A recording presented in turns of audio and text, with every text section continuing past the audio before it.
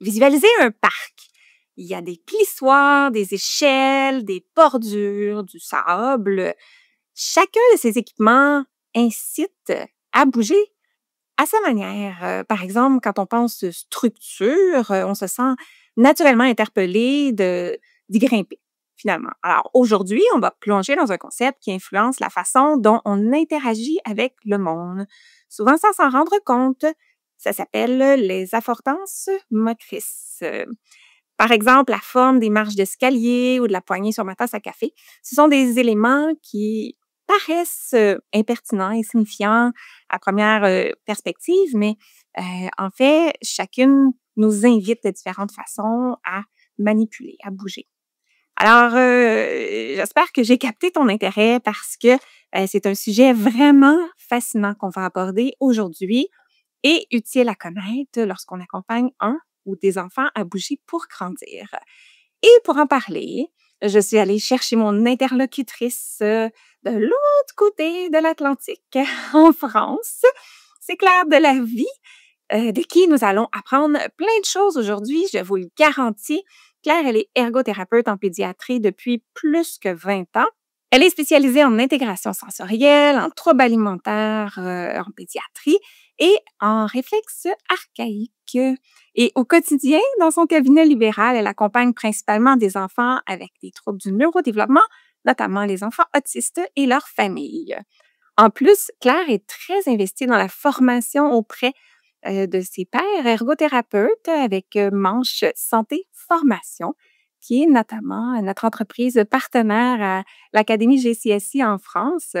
Et elle forme principalement sur les modules touchant les troubles du processus sensoriel. Alors, elle connaît bien le sujet et ensemble, on va décortiquer un peu le cadre théorique de l'affordance, car c'est vraiment fascinant de comprendre comment le cerveau traite toutes les possibilités d'action qui s'offrent à lui. Et dans le concret, on va voir comment on peut manipuler l'environnement pour optimiser les opportunités de mouvement pour les enfants lorsque nous aménageons un espace de jeu, d'apprentissage ou d'intervention. Je ne sais pas vous autres, mais moi, j'ai vraiment hâte d'entendre Claire pour en savoir plus juste après la petite musique. Et juste au cas où ceci est ton premier épisode, Bouger pour grandir est conçu pour stimuler les réflexions et répondre aux questions des professionnels de la santé, de l'éducation et bien sûr des parents qui accompagnent les enfants dans leur développement moteur, mais pas que. Et moi, je m'appelle Josiane Caron-Santa, je suis ergothérapeute québécoise, canadienne, formatrice internationale dans le domaine du développement de l'enfant, autrice du livre Bouger pour grandir, le petit cousin du podcast et surtout passionnée de faire connaître la facette pédiatrique de mon métier, l'ergothérapie. Sans plus tarder, poursuivons avec l'épisode d'aujourd'hui. Salut Claire, bienvenue. Bonjour Josiane, merci pour ton invitation. C'est un plaisir. Plongeons directement dans le sujet. Durant la préparation, en faisant un peu de lecture, je suis tombée sur des écrits d'un psychologue américain qui s'appelle James Gibson, qui a été le premier, tu nous le confirmeras, à parler de ce concept-là. Et il a décrit ça comme « c'est ce que l'environnement offre à l'animal ». Alors, moi, je trouve que c'est un bon départ pour le podcast, mais c'est un peu vague. Alors, je te lance l'invitation à nous clarifier ça. C'est quoi une affordance motrice? Oui, comme tu le dis très bien, les affordances, c'est tout ce que notre environnement peut nous offrir comme possibilité d'action. Et en fait, les affordances, ça vient du verbe to afford, Oh! qui signifie en français, la traduction serait se permettre, mais aussi offrir, donner la possibilité de, etc. Et je crois que c'est vraiment un sujet qui est extrêmement intéressant en ergothérapie notamment, puisqu'il y a cet aspect de l'environnement. Et puis, Oui. on sait à quel point en ergo, on adore tout ce qui est en lien avec l'environnement de la personne, de l'enfant, etc. Oui, donc en effet, c'est James Gibson qui a travaillé toute sa vie sur la théorie écologique de la perception et de l'environnement, et lui principalement auprès des animaux. Et en fait, il se rendait compte que les animaux s'adaptaient en fonction de leur environnement, mais aussi que l'environnement leur permettait d'établir en fait, des processus de déplacement ou de d'alimentation et cetera. Puis au final, nous, je pense qu'on devrait plus s'intéresser à sa femme, c'est Eleanor Gibson, qui elle, a réutilisé la théorie de son mari par rapport, au développement de l'enfant et s'est beaucoup intéressée notamment à tout ce qui était développement de la perception chez le petit avec, des études, qu'on peut-être dont on parlera un petit peu plus tard. Ah oui, bah, je suis déjà très, très excitée et j'ai déjà appris quelque chose. J'ai jamais fait le lien entre le verbe to afford puis les affordances. Alors, Eh oui. c'est vrai, c'est très logique et très utile d'y penser comme ça. La définition que tu viens de nous donner, elle, est accessible pour nous, ergothérapeutes ou, tous ceux qui travaillent avec, les enfants, mais est-ce qu'elle est universelle? Est-ce que dans d'autres domaines, on l'utilise différemment ou c'est pas mal ça, qui décrit? Alors, c'est pas mal ça qui est décrit parce que ça a OK. été c'est vraiment je dirais une théorie qui est bien utilisée, notamment dans, les maintenant les recherches, du neurodéveloppement, notamment pour l'enfant, hein, en termes, je dirais plus, de l'environnement. Mais c'est aussi une théorie qui a été reprise par d'autres chercheurs, notamment en physique, pour, étudier d'autres, possibilités, les mathématiciens, bref. Ce terme to afford, en fait, ça a OK. été en effet repris, dans différents domaines. Je crois que vraiment, voilà, celui qui nous intéresse aujourd'hui, c'est le lien avec le développement de l'enfant Oui, vraiment. et d'ailleurs, Gibson avait, déterminé, enfin a déterminé plusieurs, facteurs en fait qui permettent ces affordances, genre lui des disait motrices, mais on pourrait rajouter sensorimotrices. Sensorimotrice. Oui. Voilà, les ces affordances-là, ben, en fait, elles dépendent de plusieurs facteurs, on va dire et lui en avait, déterminé les propriétés par rapport à l'objet, donc une affordance qui serait en lien avec une propriété de l'objet, mais aussi les capacités de l'enfant à bouger, c'est selon la définition qu'en a fait sa femme et puis, aussi la perception de la personne par rapport à son environnement. Donc on voit qu'il y a vraiment un lien qui est très fort entre cet environnement, ce qui peut nous permettre comme possibilité d'action et les capacités de la personne, à pouvoir, découvrir et se développer au sein de cet environnement-là. C'est tellement ergo, l'environnement qui rencontre l'humain et l'action qui va se passer entre les 2. Mmh, tout à fait et je crois vraiment que quand on est ergo et qu'on voit ça, on se dit: «Ah mais en fait, c'est vrai, un objet, un enfant, lui, il le considère» et j'aime beaucoup justement ta petite phrase au début, la poignée de la tasse. Je trouve que c'est vraiment l'exemple magique, c'est que, Ouais. j'aime beaucoup cet exemple parce qu'il représente exactement ce que une tasse peut être comme possibilité d'action selon l'âge, selon nos envies et ça va être aussi quelque chose de très important dans la notion d'affordance, c'est l'envie, la motivation et puis la perception que l'on a de cette tasse. Un adulte, voilà, il va y voir un moyen de pas se brûler parce que son thé est trop chaud ou alors, de pouvoir le tenir, devant son feu, en caressant peut-être la poignée de cette tasse Oui, et en vaguant, à ses pensées. Mais, l'enfant, lui, bah, peut-être qu'il va y voir, un moyen de, y glisser une petite voiture comme dans un tunnel, d'y regarder avec un œil au travers comme, dans une longue vue et voilà, on voit qu'en fait un objet, selon la personne, peut avoir, finalement une c'est vrai. opportunité d'action très variée, très différente. Complètement, Mmh, complètement différent. Fait que tout à ça, c'est un fait. bon exemple. J'ai parlé un petit peu là des équipements qu'on trouve au parc. Aurais-tu un ou 2 autres exemples où on peut voir les différentes possibilités d'action en lien avec la forme Ah de ouais. l'objet? Alors je crois que mon objet, actuellement qui me parle beaucoup OK, par rapport aux c'est affordances, quoi? c'est la petite cuillère. Je La trouve petite que la cuillère. petite cuillère, elle va un peu avec la tasse.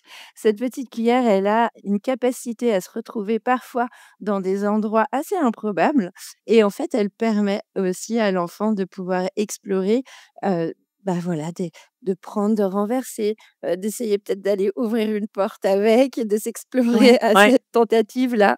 Bref, de trouver il utilise cet objet en essayant de lui donner mais une identité à chaque fois très différente et l'adulte, il va la retrouver à table. L'adulte, va lui permettre aussi, d'avoir, voilà, une exploration avec elle, différente pour, une activité telle que le repas.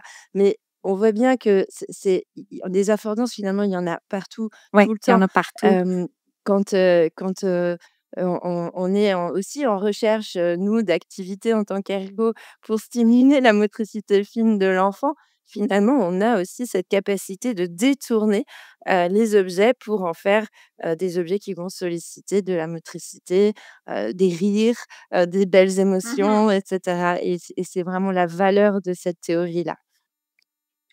Alors, c'est quelque chose qu'on fait intrinsèquement, spontanément, comme ergothérapeute, mais peut-être qu'on n'utilisait pas le terme, qu'on ne savait pas ce que c'était, ceci qu'on est en train de faire. Bah, oui, tout à fait et Exactement. puis je pense Mmh. que les affordances ont un rôle, enfin, ont une présence plus qu'un rôle, une présence, très importante dans tous les milieux de vie de l'enfant. Oui, Donc que oui. ce soit à la crèche, comme tu dis, avec le toboggan, l'enfant, il va y voir un intérêt de remonter par la rampe, alors que l'adulte va peut-être le solliciter en disant: «Non, il faut passer par Non, les c'est escaliers dangereux.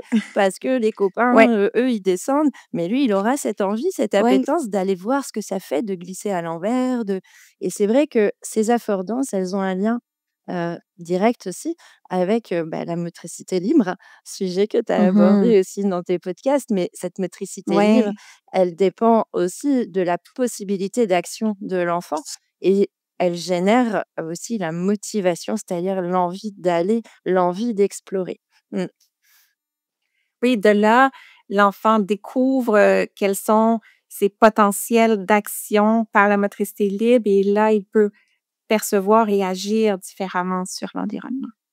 Ah et surtout, il va apprendre à percevoir, c'est-à-dire qu'il va aller justement développer des capacités de perception, de la perception, qu'elle soit, visuelle, mais elle peut être aussi la perception sur le poids de l'objet qu'il est en train de porter à sa bouche ou de faire rouler. Il va développer en fait toutes des compétences qui vont beaucoup, beaucoup l'aider dans ses représentations mentales après, plus tard. Donc plus l'enfant a d'affordance, positif, parce que Mmh. c'est vrai que malheureusement, on peut y avoir des affordances négatives. S'il y en a des positives, il y en a forcément des négatives. Et dans ces perceptions positives, dans ces affordances positives, ça va lui permettre de développer des représentations mentales, de se retrouver sécure dans son environnement aussi et d'avoir, des ajustements et des coordinations motrices qui vont être de plus en plus, affinées et précises, par rapport à l'objet qu'il est en train d'utiliser. Alors qu'il en fera cette pauvre petite cuillère, un jour, elle ne deviendra qu'une petite Quel cuillère pour la tasse de café. Mais en attendant, grâce aux enfants, elles ont droit à plusieurs vies, ces petites cuillères et ça, c'est chouette. ça me fait penser, dans mes parties de famille, on utilise les petites cuillères pour faire de la musique. Oui, tout à fait, c'est ça, aller taper sur un tambour, ou alors t'amuser à essayer de la faire tenir sur ton nez avec tes cousins dans les repas de famille, Oui. pour ceux qui en ont le souvenir aussi. Comment t'en es venue à t'intéresser à ce concept-là plus spécifiquement? J'ai entendu parler de ce terme-là, quand j'ai eu la chance de pouvoir participer à un congrès avec, Boris Cyrulnik. Il était accompagné par Anne-Sophie Rochegul, qui est neuropsychologue et donc elle a écrit un livre aussi, qui est vraiment super et je vous invite à le consulter sur les affordances et notamment plus le lien des affordances, notamment dans les milieux des crèches, pour proposer des aménagements et un environnement justement plus favorable au développement de l'enfant et vraiment c'est un terme que j'ai vraiment découvert, un mot que j'ai appris ce jour-là il y a déjà quelques années et du coup, je me suis beaucoup intéressée. J'ai lu de plus en plus, de choses, d'articles et cetera et vraiment, je trouve que c'est un concept vraiment qui est, à la base de nos pratiques, en ergothérapie, mais qui Mmh. finalement, heu, sont naturelles et qu'on fait, tout parent, finalement, sans le savoir, fait, Oui. des affordances avec ses enfants. Dès lors qu'on lui laisse bien évidemment la possibilité d'agir et d'interagir avec son environnement et que l'enfant puisse interagir avec son environnement. J'ai une expérience similaire parce que moi aussi, environ après 10 ans de pratique, j'ai fait une formation sur les praxis avec, Theresa May Benson, une ergothérapeute américaine et c'était la première fois que j'entendais parler du terme affordance et elle liait ça à la portion plus idéation motrice, des praxis, hein, qui est d'être capable de justement visualiser qu'est-ce que je peux faire avec l'objet. C'est évidemment quelque chose qu'on fait naturellement, comme tu dis, en ergothérapeute, mais avec un terme moins utilisé pour le décrire. Moi, ce que je trouve intéressant dans cette théorie et ce concept au niveau des affordances, c'est qu'elles mettent vraiment en lien, hem, tout l'aspect aussi social, perceptuel, physique et ça amène, le bébé, le tout petit, à rentrer dans une dynamique de développement, de marche, de motivation. Parce que si notre environnement est, très affordant, très qui nous permet énormément de possibilités d'action, notre motivation va pouvoir aussi émerger et la motivation dans le développement de l'enfant, c'est quelque chose d'extrêmement soutenant.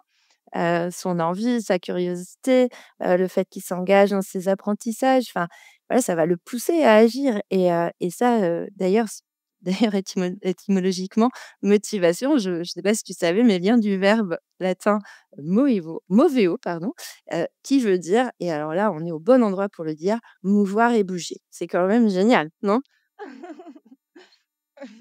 Et oui. Oui! Bouger pour grandir avec de la motivation et des affordances, c'est génial. Oui, oui. Alors, ça se développe très tôt. Est-ce que quand le bébé, tend la main, le doigt et rentre son index dans la narine du parent, dans le fond, il est pas déjà en train de dire: «Hey, j la forme de mon doigt semble, approximer le trou qui est là et je vais le mettre dedans», puis c'est pas déjà ça qu'on voit? Ouais? Mais bien sûr, il est magnifique ton exemple et j'ai envie de te dire après il va peut-être même essayer de le mettre dans son nez à lui et là il va voir que la perception c'est pas tout à fait la même. Peut-être que le trou était un peu plus gros chez papa, un peu plus poilu. En effet et mais oui tout à fait et qu'est-ce que j'en fais après et cetera? C'est et tout ça c'est voilà, augmenter toutes ces perceptions, de cet environnement va vraiment permettre d'ajouter, des bases, d'ajustement dans sa motricité plus tard et ses fameuses représentations mentales. Parce que c'est quand même, l'idéal, c'est dans plus on a de représentations mentales, plus on arrive aussi à avoir des séquences d'action qui sont planifiées et cetera. Oui, oui. Mmh. Je sais pas si tu as déjà vu les études, chez les tout-petits, par exemple, qui sont en présence de chaises qui sont beaucoup plus petites que leur corps, des chaises de poupée, par exemple, et qui essaient de s'asseoir dessus.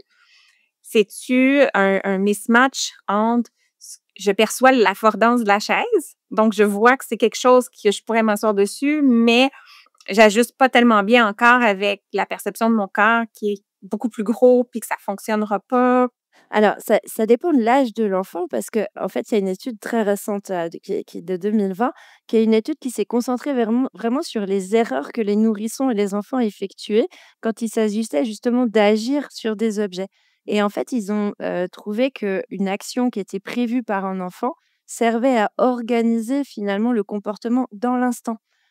Et on voit par exemple que les erreurs d'action que les enfants peuvent mener justement, de 0 à 1 an, cette étude a montré que de 0 à 1 an, si l'enfant voyait par exemple une image sur un livre, il allait essayer de l'attraper. Et évidemment ça ne marche pas. Et alors qu'à partir de 10 12 mois, s'il est confronté à un objet réel ou en photographie et ben, en plus il va beaucoup plus se tourner, enfin préférentiellement vers l'objet qui est réel, plus que celui, qui serait en photographie parce que lui, ce qu'il cherche, c'est saisir, c'est explorer, toucher, tout ça et au même âge, à 10 12 mois, si on lui montre une photo, lui, là, à cet âge-là, il va pouvoir pointer l'image alors qu'avant, il cherchait à l'attraper et c'est vraiment une étude intéressante parce que ça apporte justement ces informations que l'enfant a besoin d'un environnement saisissable, riche en affordance, en matériel surtout, par des jeux, des textures différentes et puis, avoir la possibilité de savoir s'il peut attraper ou non, et affiner au fur et à mesure sa perception de l'environnement. Donc, ces études, sur la chaise dont tu parlais, elles sont voilà dans les prémices aussi de toutes ces connaissances au niveau des perceptions de l'enfant et puis au fur et à mesure, on voit que les choses s'affinent et montrent vraiment que ces erreurs d'action que les bébés peuvent faire et ben, elles sont en lien notamment, oui, tout à fait avec cette perception et ils cherchent à essayer, mais au final, ils voient que c'est pas réalisable, donc ils passent, sur une autre perception de cet objet-là. Mmh. Et d'ailleurs, ça me fait penser des fois, on offre à Noël, aux enfants une multitude de cadeaux, tout plein de cadeaux. On est nous dans la f en tant qu'adultes, dans la frénésie de Noël avec tous les cadeaux, les lumières et cetera. On est très heureux de pouvoir offrir ce cadeau qu'on a choisi avec tant d'amour pour notre enfant, qu'il a peut-être, même aussi montré l'envie d'avoir ça plus tard. Et puis au final, eh bien, dans cet, environnement-là qui est pourtant le présent et c'est maintenant et bien, lui va se détourner de ça pour aller plutôt explorer, des objets ou des oui, des textures qui seraient là tout le temps, mais lui, c'est à ce moment-là, c'est maintenant et il va c'est plutôt jouer avec le sac de pommes de terre, faire rouler les pommes de terre, les mettre les unes derrière les autres pour faire un petit train peut-être, que sais-je, peu importe, ça dépend de son imaginaire aussi. Mais voilà, c'est ça qui est intéressant et ramener l'enfant justement, peut-être que nous, c'est les erreurs qu'on fait en tant qu'adultes, des fois, c'est de toujours vouloir ramener l'enfant à l'instant présent, c'est maintenant ce cadeau, explore maintenant. Mais lui, il n'en est pas encore la disponibilité, il en a pas encore la motivation et donc il va aller chercher ailleurs et il faut les laisser aussi un petit peu, gérer ces capacités-là. Et c'est vrai qu'on fait ça. L'enfant va commencer à jouer avec la boîte du jouet ou le papier d'emballage et on va lui enlever des mains pour lui dire: «Regarde, regarde!» «Regarde ce qu'il y a dedans, c'est plus intéressant!» Mais pas pour lui, pas pour lui, ouais.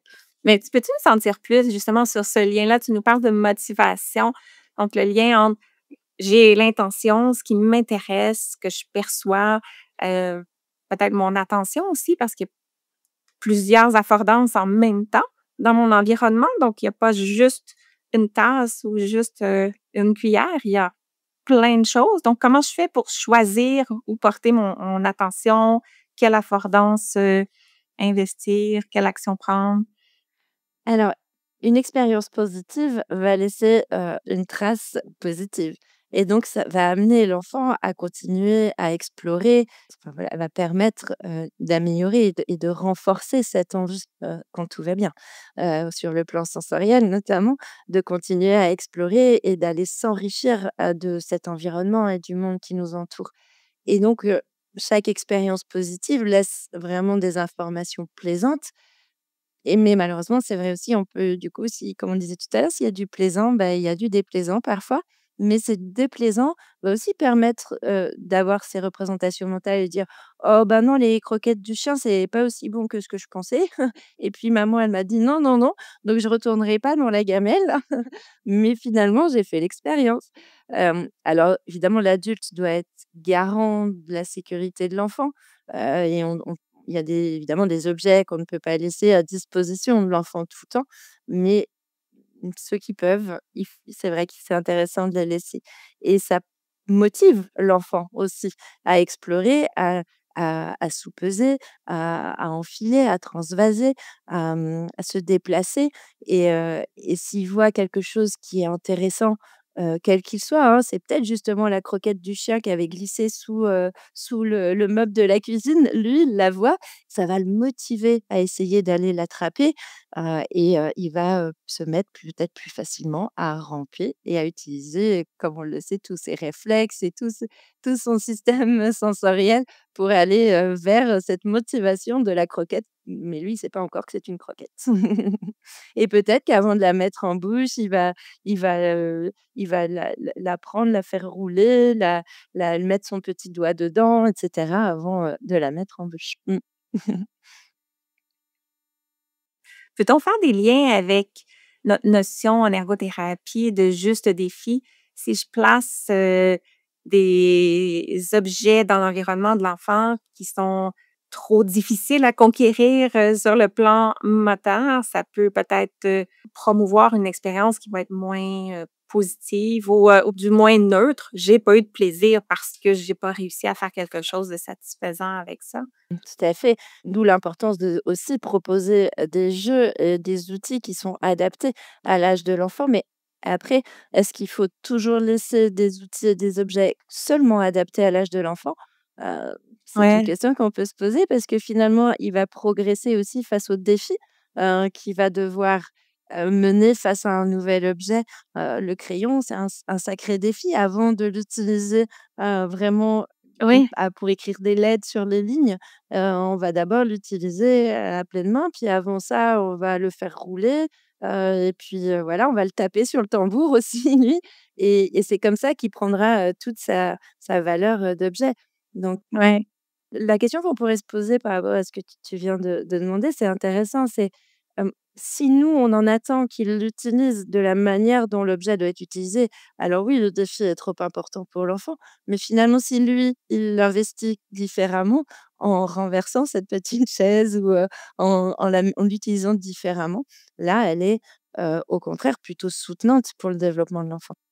Donc, comme adulte, parfois, on peut être un peu rigide. On veut que l'enfant s'assoie pour le repas, mais on le voit tourner autour et on pense qu'il niaise. On dit: «Ah si, la chaise, c'est pour s'asseoir». Peut-être tu le regard de l'adulte sur cette histoire de chaise. Moi, je peut-être que l'enfant, lui, il verrait plus la possibilité, d'y passer en dessous ou d'essayer, d'y glisser quelque chose, entre les barreaux ou, peut-être de la pousser, avant de se dire: «C'est une chaise, donc je m'y assois». Voilà, c'est et même si elle est à sa hauteur, il pourra peut-être essayer de la renverser pour en faire un petit tunnel, enfin, il y a ils mettent une couverture dessus pour y faire une cachette. Et c'est qu'après qu'elle deviendra, peut-être réellement une chaise où je dois m'y asseoir pour, apprendre mes mots de dictée ou y manger ma compote. Mais c'est au départ, l'objet a pas une v dans les affordances, une vocation à être uni à avoir qu'une seule, fonction, en fait. Et finalement, je trouve que c'est dommage qu'on grandisse parce qu'on met tous les objets dans des cases et après on leur laisse plus la possibilité d'exprimer, leurs possibilités, mais ça, c'est normal. Mais petit clin d'œil, mais c'est vrai que les enfants ont cette capacité-là, c'est de détourner, l'utilité, on va dire, primaire d'un objet, et d'en faire tellement tout plein de choses, l'imagination qu'ils peuvent avec, enfin Ça me fait penser à un sujet que j'aborde souvent qui est le découpage et je parle de la phase de l'expérimentation dans laquelle justement on donne pas de projet découpage à l'enfant, on lui donne pas de règles, on lui donne des ciseaux sécuritaires, bien sûr, et qu'à ce moment-là, c'est bien correct, l'enfant va découvrir seulement les trous, il va mettre des choses dans les trous, il va, découvrir que ça s'ouvre et ça se ferme sans avoir la pression de l'utiliser fonctionnellement et que toutes ces étapes-là, justement, de découverte d'un outil qui pourrait être trop difficile, à 18 mois, heu, l'enfant est pas prêt à découper, mais il peut déjà explorer, les affordances, des ciseaux qui vont lui donner des bases, perceptives, et construire finalement sa future planification motrice en lien avec l'utilisation de cet outil-là plus tard fonctionnellement. je suis tout à fait d'accord avec toi et justement, Ouais, vouloir enfin, à vouloir trop mettre à disposition les bons outils au bon moment, oui, que dans leur fonction, finalement, utilitaire, vraiment, et bien, peut-être qu'on limite aussi les capacités, de l'enfant à être, oui, performant le jour où on attend cette performance, tout à fait de développement. Laisser explorer en amont, il va en sous-peser, il va voir qu'il y a 2 trous, il va déjà en faire une perception, que ça fait ça enfin, ressemble à un crocodile, que bref, peu importe ce qu'il va s'imaginer, mais ça va lui déjà, à sa hauteur, lui permettre des représentations mentales de cet outil et un jour il se dira: «Ah tiens, le crocodile a 2 trous, ben, en fait ça sert à couper des feuilles». Oui, ouais, ou vraiment. la frange de ma petite sœur. Est-ce que c'est plus puissant pour le développement que l'enfant découvre par lui-même comment utiliser un objet ou comment se mobiliser à travers un objet, tout ça, que de lui montrer directement: «Regarde, tu te places sur le côté, tu sautes en bas», heu, et cetera? J'ai envie de te dire les 2 puisque à la fois, en tant qu'adulte, on peut accompagner, donc on va proposer, on va lui offrir la possibilité aussi d'utiliser un objet différemment, mais à la fois, il faut qu'il puisse en faire sa propre expérience, ses propres appréhensions. J'aime ou j'aime pas d'ailleurs, finalement, tout le monde aime pas découper, et puis, bah, ils peuvent y arriver, mais ils aiment pas. Il y a aussi vraiment ce côté, motivation qui est très importante, mais le laisser explorer librement, c'est aussi le laisser se confronter à ses défis et puis ces défis vont l'aider à s'améliorer. Puis une fois que, voilà, il aura plus tellement de limites dans ces défis-là, eh bien, il sera aussi en capacité d'accueillir ce que l'adulte lui propose comme utilisation, de cet objet qui peut être, très restreint à une seule fonction, découpée, voilà. Mais il en aura fait aussi son expérience en amont Ouais. et on a aussi un rôle, de sécurité, mais cette sécurité, elle a aussi un lien, très important. Les affordances sont aussi très liées, finalement, au développement de la sécurité des figures de la figure d'attachement et être sécure, c'est avoir aussi pu expérimenter et qu'on ait en retour, l'adulte qui nous a, soutenus dans ces échecs, dans ses au contraire, ses réponses, positives, et ça, c'est très important. Oui, ça donne le goût de faire le lien avec tout ce qui est prise de risque, justement, qui est important au niveau tant perceptif, moteur qu'affectif, justement. Comment je suis soutenue à travers ça. Et développer tout l'attachement. Enfin, l'enfant va fonctionner par essais-erreurs, donc voilà, il sera d'autant plus un enfant sécure si son parent a pu répondre, avec, force, sagesse, tout ce qu'on sait, de la figure d'attachement.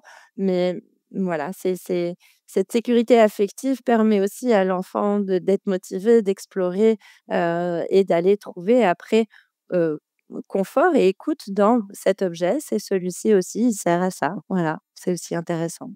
Effectivement. Alors, si on ramasse un petit peu tout là, ce qu'on a présenté jusqu'à maintenant, l'idée, c'est d'être conscient de l'environnement disponible à l'enfant, voire le manipuler si on souhaite promouvoir, certains éléments du développement. Encore plus précisément, si on est dans un contexte, d'intervention comme en ergothérapie. Alors concrètement, comment on fait pour utiliser tout ce que tu nous as enseigné?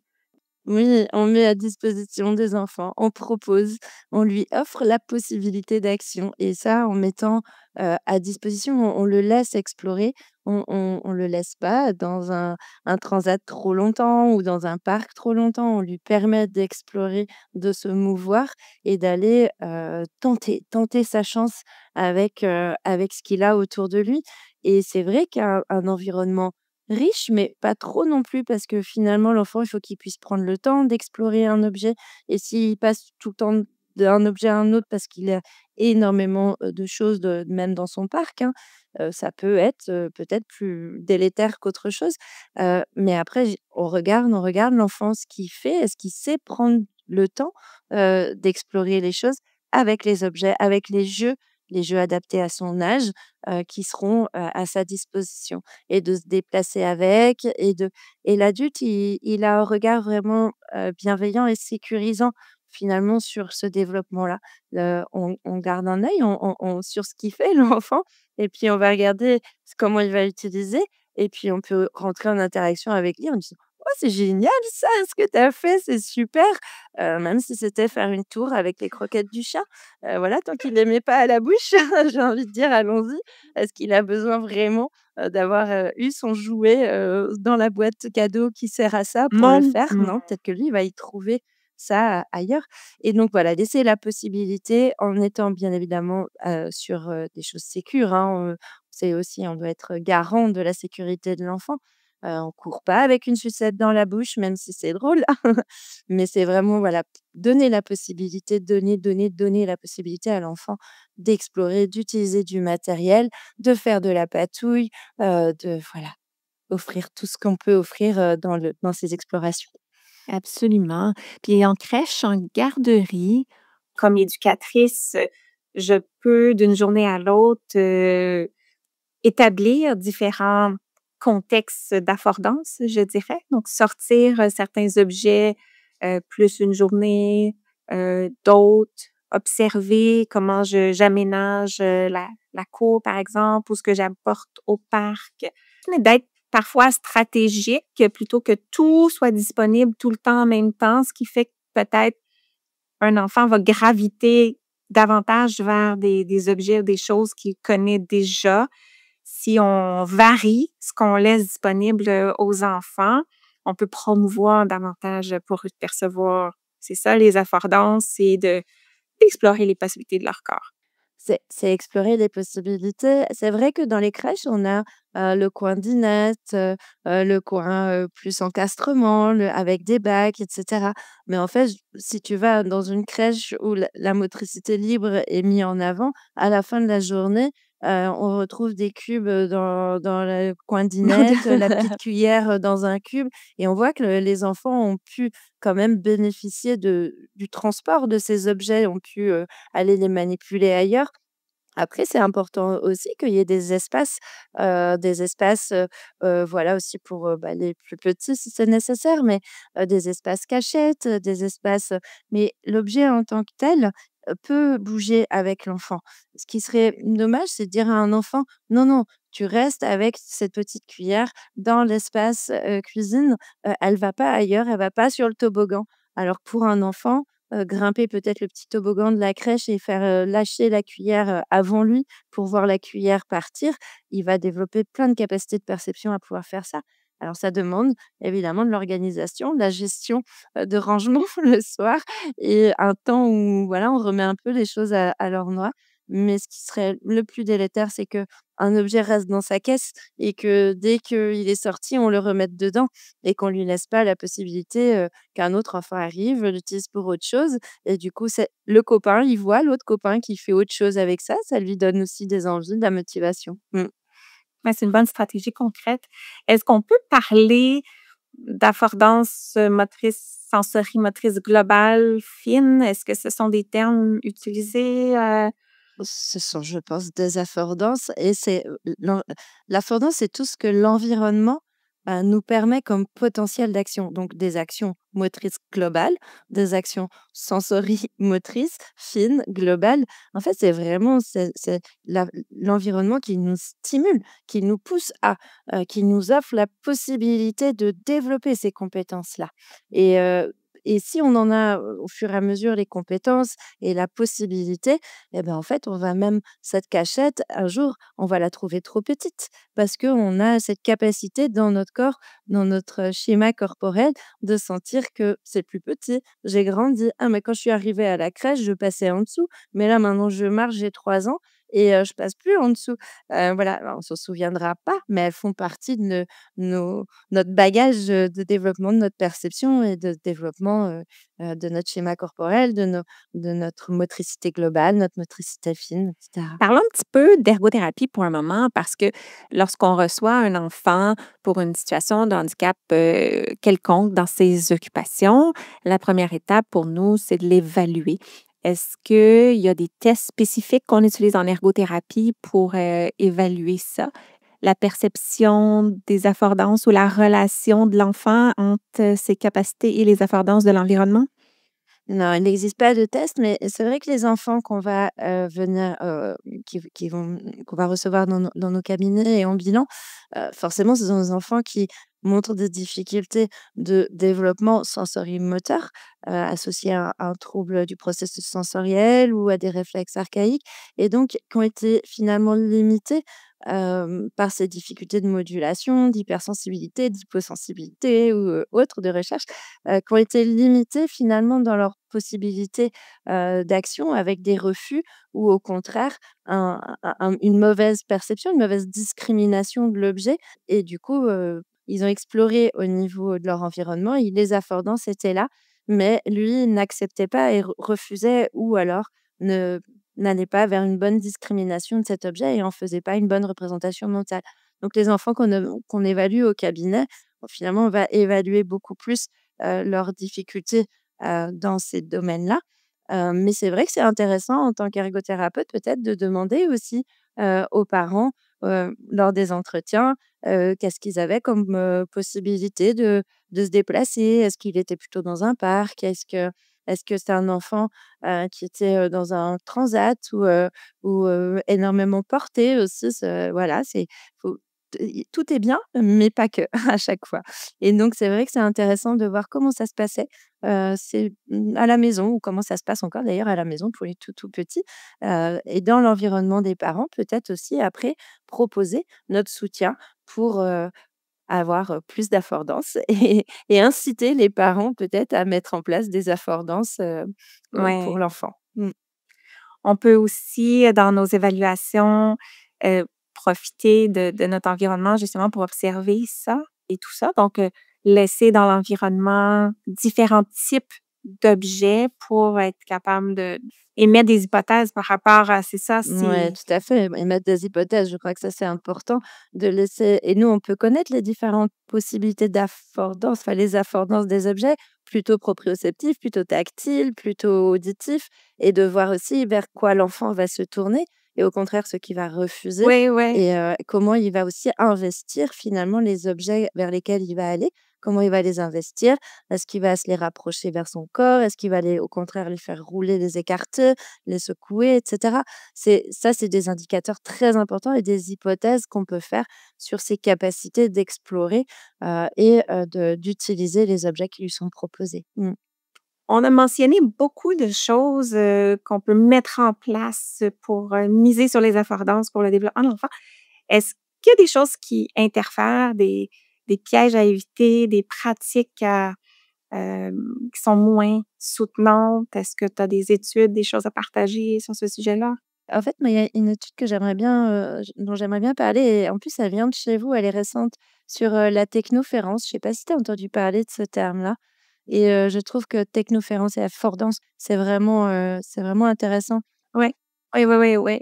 Des études qui datent de 2020 et ouais et 2022 après, qui ont été repris par, d'autres, scientifiques et la technoférence, c'est quoi? C'est en fait l'impact de l'utilisation des écrans par les parents, auprès des enfants et là, je pense que vraiment il y a, un impact sur les affordances de l'enfant, sur, aussi la motivation, à aller explorer. S'il joue au sol et que, son parent est sur son téléphone, sur le canapé, et que l'enfant est en sécurité, hein, le souci n'est pas là. Mais l'enfant va explorer, va faire rouler ou alors va commencer à se mettre tout d'un coup, à ramper et le parent ne le voit pas parce qu'il est sur son écran. L'enfant, il aura pas la réaction, du parent qui va être, «Waouh, c'est génial, ça y est, tu viens de ramper» et qui va me motiver avec un grand sourire, une grande joie et beaucoup de fierté. Bah, en fait, l'enfant, il va faire ça un peu tout seul dans son coin.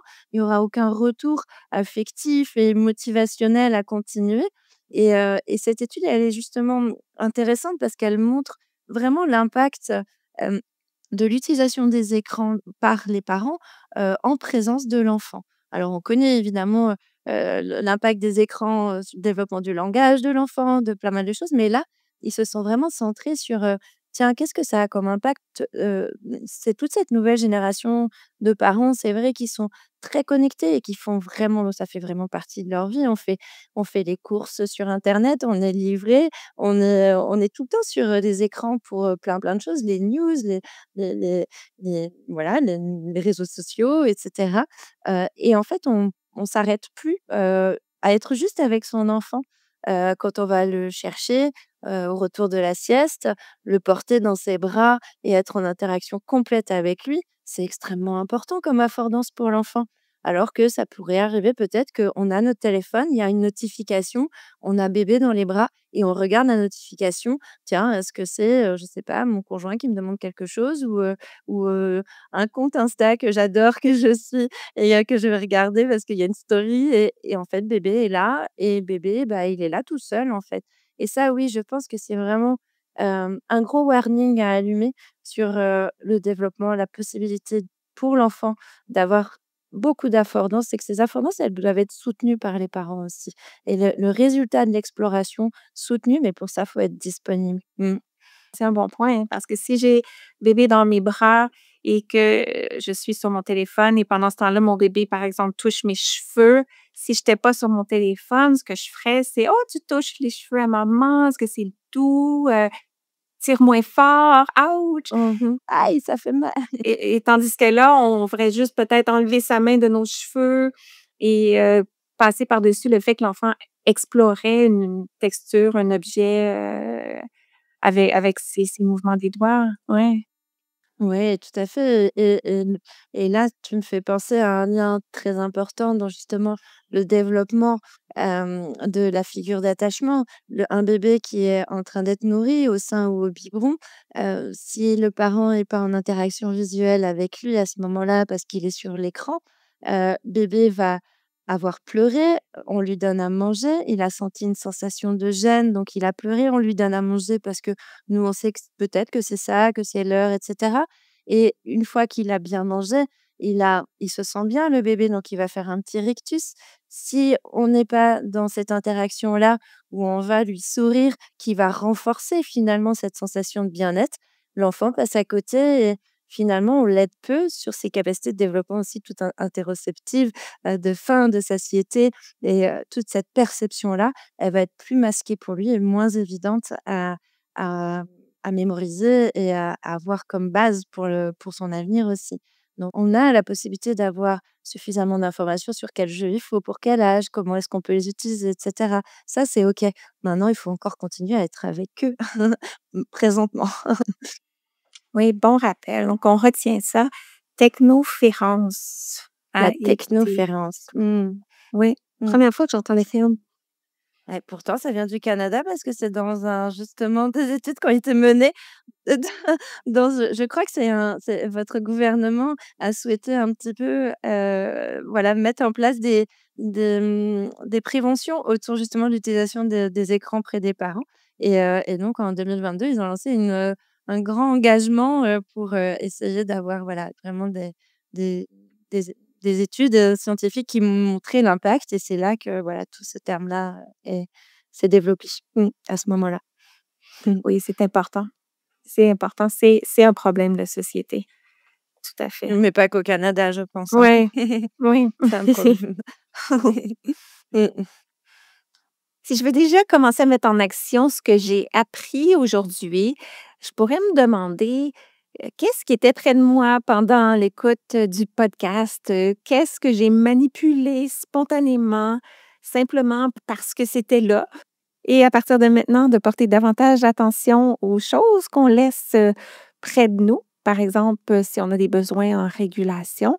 Et Claire, qu'est-ce que tu dirais comme, conseils, finaux?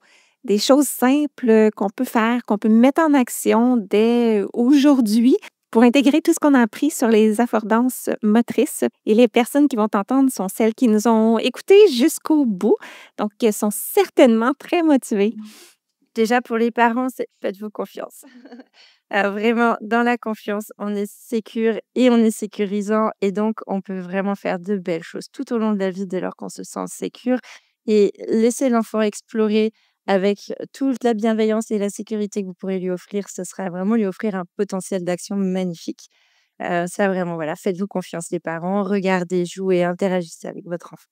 Heu, pour les éducateurs, c'est de la petite enfance en crèche, mais les enseignants aussi, hein, dans les classes de maternelle pour nous, en France, c'est aussi laisser, finalement la possibilité et renforcer, le choix de l'enfant aussi s'il est même nous, il nous paraît un peu incongru de se dire: «Mais pourquoi tu as essayé de couper un crayon avec des ciseaux, ces 2 objets ne servent pas à ça.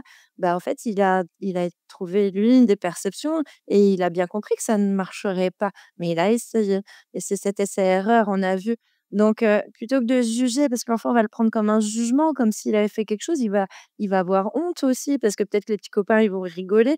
C'est vraiment de se dire: «OK, cet enfant, dans son environnement, il a cherché des essais-erreurs, des réponses et on peut accompagner s'il le fait 10 fois, 15 fois de suite, oui, je crois que vraiment, il faut intervenir.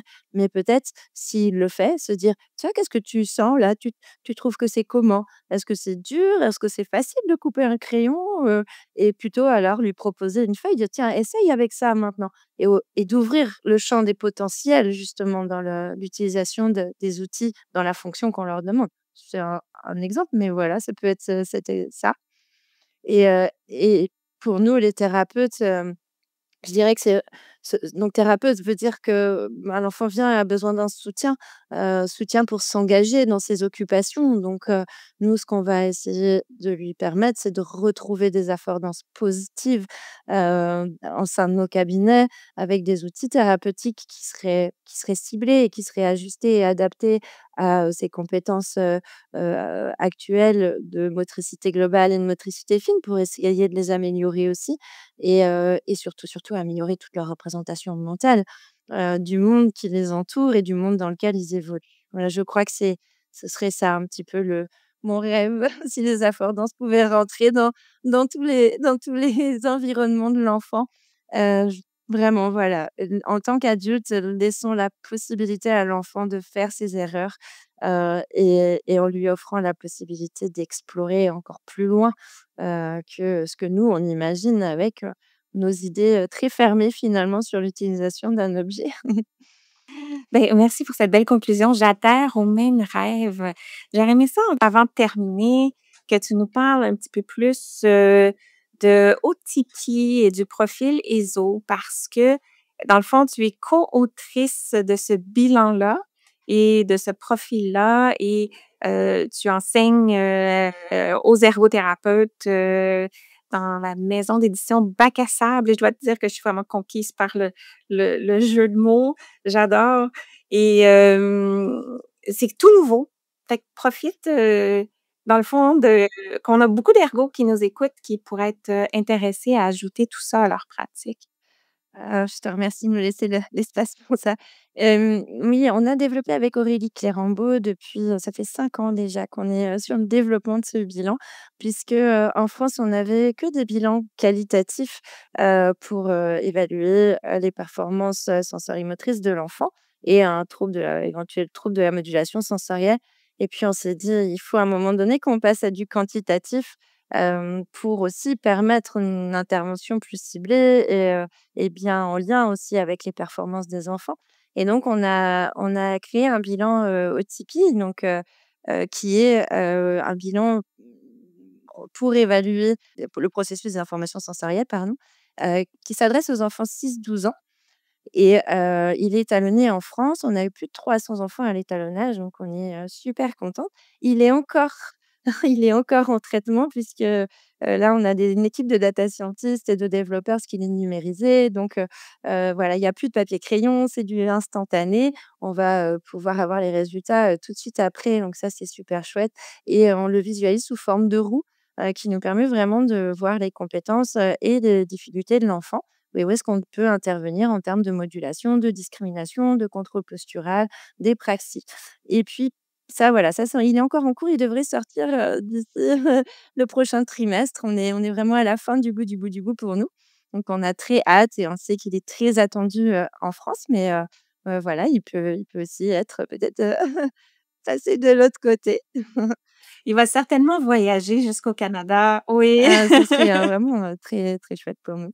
Et puis, parallèlement à ça, on a développé un profil sensoriel qui s'appelle le profil ESSO.